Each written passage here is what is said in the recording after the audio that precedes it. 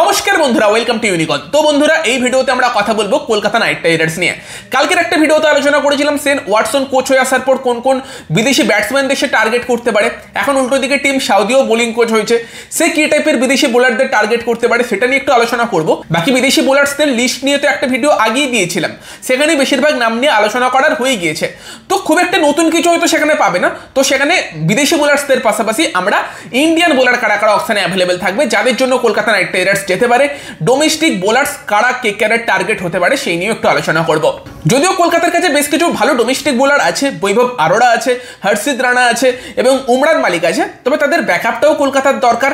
কারণ পার্টিকুলারলি বৈভবের যদি আমরা কথা বলি, তাকে সবসময় আমরা সেরা ছন্দে দেখি না এবং সে একটু লিমিটেড বোলার। নতুন বল একদম উইকেট টেকিং অপশন, বাঁহাতি ব্যাটসম্যানদের এগেনস্টে খুব এফেক্টিভ, বাট দেন প্রথম দিকে দুটো ওভারের পর তার এফেক্টিভনেস কিছুটা কমে যায়।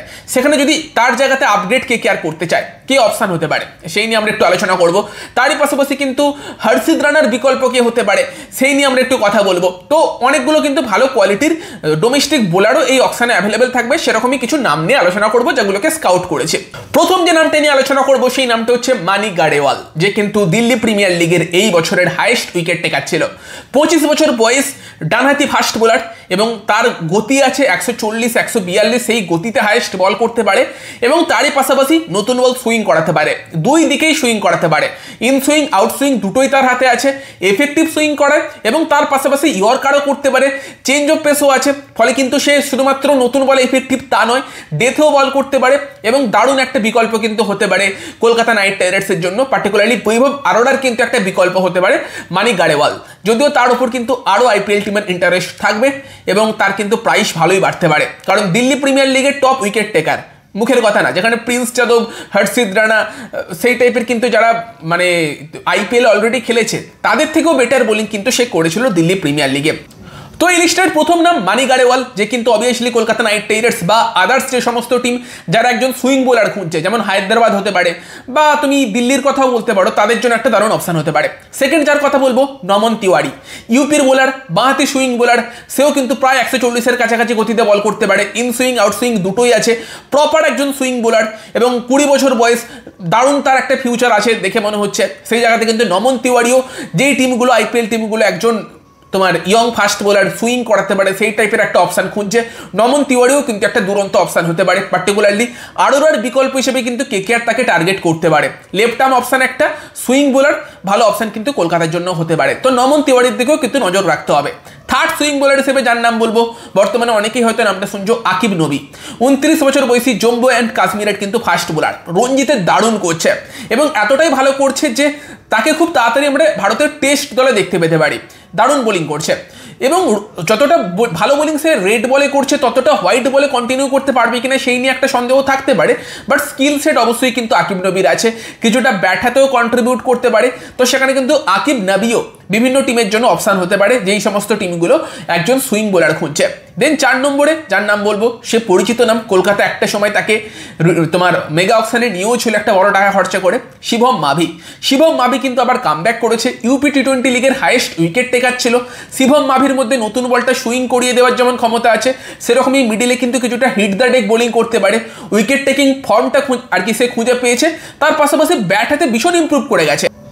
মানে বলতে পারো শিবম মাভি এখন একজন প্রপার অলরাউন্ডার হয়ে গিয়েছে এবং যেহেতু কলকাতা নাইট রাইডার্সের সঙ্গে তার সেই পুরনো কানেকশনটা আছে, কেকেআর যদি আবার শিবম মাভির জন্য বিট করে অবাক হব না। সে কিন্তু হর্ষিত রানারও একটা বিকল্প কলকাতা নাইট রাইডার্স টিমে হতে পারে।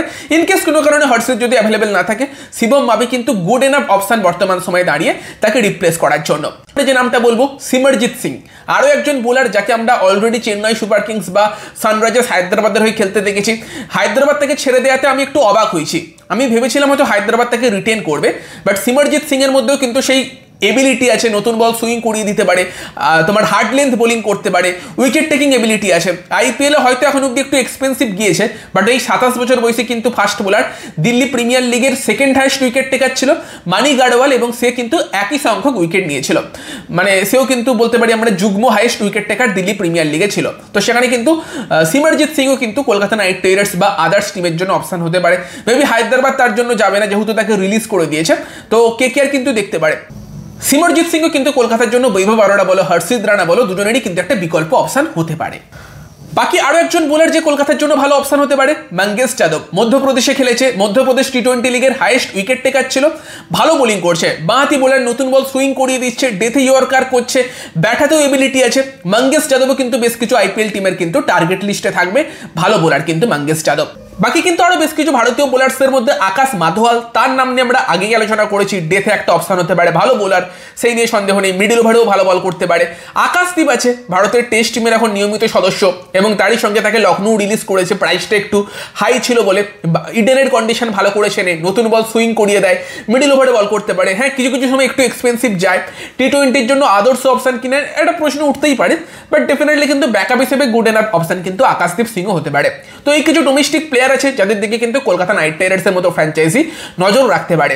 বাকি বিদেশি বোলারদের কথা বললে সেখানে মাথিসা পাথিরানাকে নিয়ে প্রচুর আলোচনা চলছে, কে তার উপর ইন্টারেস্ট দেখিয়েছে, সেই সব নিয়ে আমরা আগে আলোচনা করেছি।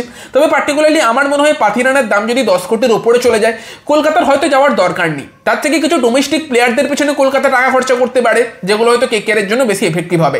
পাথিরানাকে নিয়ে কেকেআরের ভাবনাটা অবভিয়াসলি 2025কে মাথায় রেখে না, লং টার্ম ভাবনা, কারণ লং টার্মে পাথিরানা একটা বড় অপশন হতে পারে, ভালো একটা প্লেয়ার হতে পারে। বাট মেগা অপশনে কবে কি হয়ে যায় কিছু বলা যায় না। সেখানে কেকেআর যদি সামনের 2 বছরের প্ল্যানিং নিয়ে এগোয় হয়তো বেটার হবে। এবং সেই জায়গাতে বিদেশি বোলার্সদের কথা বললে সাউদি আসাতে যদি আমরা নিউজিল্যান্ডের ফার্স্ট বোলার দেখতে পাই, তার থেকে বেটার কিছু হয় না, কারণ সেখানে দুটো নাম নিয়ে আমরা আগেই আলোচনা করেছি, একটা ম্যাট হেনরি, একটা জেকব ডাফি। দুজনেই কলকাতার জন্য প্রপার দুটো দারুণ অপশন হতে পারে। ম্যাট হেনরি দারুণ একজন পাওয়ার প্লে বোলার, মিডল ওভারে ভালো বল করতে পারে, ডেথে হয়তো একটুখানি ভ্যারিয়েশনের অভাব আছে, মার খেতে পারে, তবে পাওয়ার প্লেতে উইকেট তুলে দিলে সেটা কেকেআরের জন্য ডেফিনেটলি ভালো হবে, কারণ মিডিলে ভরুণ, নারাইন বা হর্ষিত তারা কিন্তু অপোনেন্টকে চেপে ধরতে পারে। সেই জায়গাতে দারুণ power play bowling skill, Matt Henry একটা অপশন, তার পাশাপাশি জেকব ডাফি পাওয়ার প্লেতে দারুণ বল করছে, বর্তমানে দারুণ উইকেট টেকিং ফর্মে আছে, ভালো বল করে যাচ্ছে, প্রচুর উইকেট নিচ্ছে, সেই জায়গাতে কিন্তু জেকব ডাফি। তো এই দুই নিউজিল্যান্ড পেসারের মধ্যে যদি একজনকেই সাউদি নিয়ে আসতে পারে, আমি তো খুব খুশি হব কলকাতা নাইট রাইডার্সের জন্য। বাকি অপশনদের মধ্যে ম্যাথু ফোর্ডের নাম নিয়ে আলোচনা করেছি, অলরাউন্ড অপশন ভালো করছে। তার পাশাপাশি বেন ডর্সিয়াস একটা দুর্দান্ত অপশন হতে পারে, যে কিন্তু নতুন বল সুইং করিয়ে দেয়, বাঁহাতি অপশন, নিচের দিকে কিছুটা রান করতে পারে, প্লাস ডেথেও তার হয়তো স্লোয়ার রানগুলো কাজে দিতে পারে, ফলে বেন ডর্সিয়াস একটা অপশন, মুস্তাফিজুর রহমান একটা অপশন, তার নাম নিয়ে আমরা আগে আলোচনা করেছি। বাট টিম সাউদি আসাতে নিউজিল্যান্ডের দুই পেসারের পাশাপাশি আর একটা পেসারের দিকে নজর আমাদের রাখতে হবে, সেটা হচ্ছে ইংল্যান্ডের লুক উড, যার নাম নিয়েও আমরা আগে আলোচনা করেছি। তো কিছু সময়ের জন্য বর্তমান সময়ে টিম সাউদি ছিল তোমার ইংল্যান্ড আর কি ক্রিকেট টিমের বোলিং কনসালট্যান্ট, এবং সেই সময় কিন্তু টি-20 দলের হয়ে ইংল্যান্ডের লুক উডকে আমরা দারুণ বোলিং করতে দেখেছি। যদি সেই ব্যাপারটা টিম সাউদির নজরে পড়ে, সে সাজেস্ট করে, তাহলে কিন্তু লুক উডের মতো একটা প্লেয়ারকেও কলকাতা আনতে পারে, কারণ টিম সাউদির সঙ্গে সে রিসেন্ট সময় কাজ করেছে। তো এই কিছু প্লেয়ারের দিকে আমাদের বিদেশিদের মধ্যে নজর রাখতে হবে। টিম সাউদি আসায় পার্টিকুলারলি আমরা লুক উড, তার সঙ্গে ম্যাট হেনরি এবং জেকব ডাফি, এই তিনজনের দিকে নজর রাখতে পারি। বাকি আমি তো বেন ডর্সিয়াসকে দেখতে পেলেও খুবই খুশি হব, তার সঙ্গে ম্যাথু ফোর্ড বা মুস্তাফিজুর রহমান, এই নামগুলোর দিকেও নজর রাখা যেতে পারে। কলকাতাকে একদম মাথিসা পাথিরানার পেছনে পাগল হয়ে গেলে হবে না, একটা নির্দিষ্ট বাজেট অবধি যাওয়া উচিত।